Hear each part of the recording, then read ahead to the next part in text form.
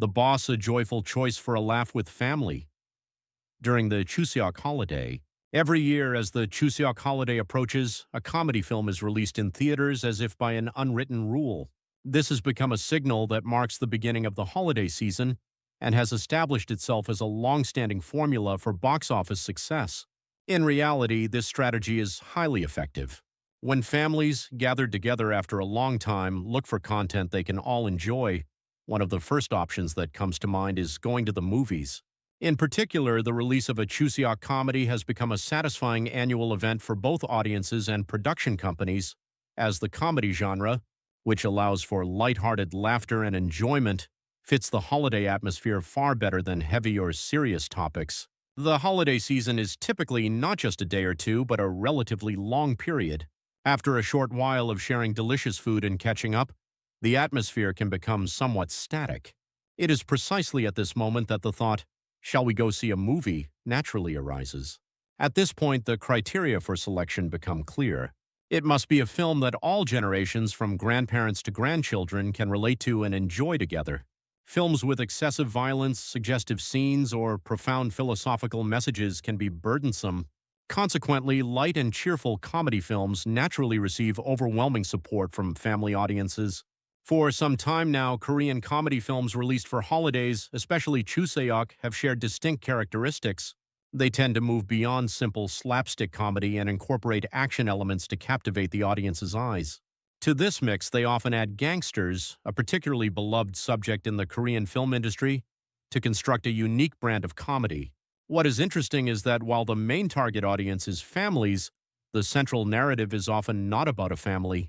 This can be seen as a unique grammar of Korean-style comedy, which paradoxically creates a family-like bond and laughter through the happenings within a special community like a gang, rather than a family bound by blood. The film that proudly carries on this legacy of Korean holiday comedy for the 2025 Chuseok season is The Boss. Of course, films of this genre are not always guaranteed overwhelming box office success. Sometimes they are met with a cold shoulder from the audience due to cliched settings and forced humor. However, in most cases, the prevailing perception is that they at least do decently well, providing a minimum level of fun and laughter, even if not a massive hit. The key to their success lies in the balance between silliness, comedy, and narrative. Even a setting that may feel somewhat childish can make audiences open their hearts and laugh out loud when it harmonizes with the actors' slick, comedic performances and well-crafted humor on top of a solid narrative. Whereas past Korean comedy films relied on exaggerated gestures and situations, the way content is now constructed and presented to the audience has become much more sophisticated. What is especially crucial in the comedy genre is the rhythm or pacing with the audience, the process of precisely designing the moments where laughter should erupt, and naturally leading the audience's emotions to that point requires surprisingly elaborate direction. You cannot force laughter by being too ahead, nor can you miss the timing by being too late. Only by successfully navigating this delicate tightrope can the audience burst into pleasant laughter at the director's intended points. When this comedic rhythm is successfully delivered to the audience, we leave the theater saying, "That movie was really fun." If it fails, the film is remembered merely as a childish and boring work, leaving only awkward moments where one doesn't know why they are supposed to be laughing. Above all, the greatest charm of watching a comedy film in a theater lies in the synesthetic experience. A scene that might have just elicited a chuckle if I were alone has a magical power to become contagious and make me burst into even bigger laughter when the people next to me and in front of me are roaring with laughter together.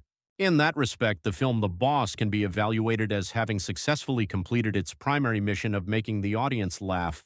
A comedy film cannot make the audience double over with laughter for its entire runtime. What is important is that the audience laughs together at the designated humor points as if by an unspoken agreement. The Boss succeeds right at that juncture. In the theater where I watched it, I could confirm that not only I, but many others in the audience responded to the humor codes placed throughout the film with cheerful laughter. This was a moment that proved the film's comedic rhythm worked effectively on a majority of the audience. The film opens with actor Lee Sung-min, who, despite being a special appearance, commands an immense presence. He plays the role of a former boss who dreams of a new life after leaving the organization, providing the catalyst for the film's narrative before making his exit. Lee Sung-min is a master actor who perfectly embodies any role with his own color, but looking at his filmography, one sometimes thinks he appears in comedic films like this too. His comedic acting always provides unexpected pleasure to the audience, to the point where one might wonder if the actor himself has a special affection for the comedy genre. The main story unfolds around the commotion caused by three men vying for the position of the new boss of the organization. The main characters, Jo Woo-jin, Jung Kyung-ho, and Park Ji-hwan, anchor the film with their distinct charms and comedic acting. However, there was one character whose presence was so minimal until the middle of the film that I almost forgot he was in it, Lee Kyu-hyung. At first, he seems like just another member of the gang, but after a certain incident, he awakens and begins to dominate the film's share of laughter. If asked to pick the most memorable scene after watching the movie, 9 out of 10 people would likely recall a scene featuring Lee Kyu-hyung, so overwhelming is his performance.